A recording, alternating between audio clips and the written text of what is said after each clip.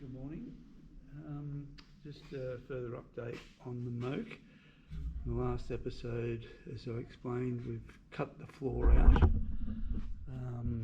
front and rear, or the main floor and the rear floor, and I'm just popping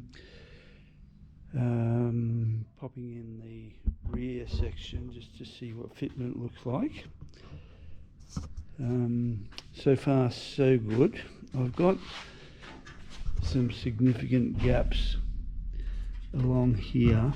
It's sitting flush along here on these guides here, but then there's a gap where it doesn't touch anything. This side's not too bad. I should be able to knock that down. I've clamped it up here in this corner, as you can see. So in general it's nice and tight, so I should be able to put a tack in there, plug weld in here just to hold it up. But on this other side, I've just got some gaps that I'm not happy with here, and it's so hard to get in here to try and pull it up. I had a little clamp there, so I'm going to try that on this side. I've got some RHS sitting in there so I don't bend it, but in general it fits okay. So I'm really nearly ready to tack that into place. A few more adjustments. You can see this has got to go back a little bit further, fraction further, if that. Probably get away with it. But anyway, just got to raise this up now. I'll tack weld that in.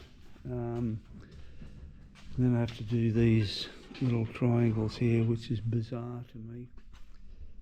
I rang the supplier to find out why they do that, and he's saying that so it gives you flexibility for this to move in and out, which I think is probably correct. I would have had no show of getting this in if it didn't have that flexibility, so I probably understand it.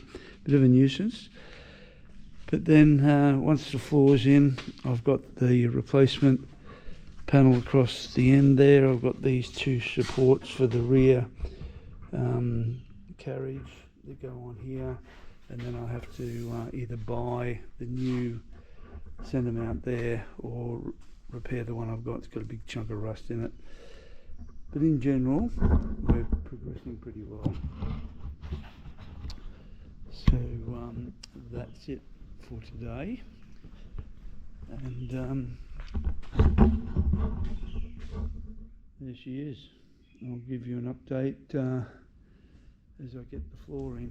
I'll once I've got it all lined up and I'm ready to weld, I'll start filming again.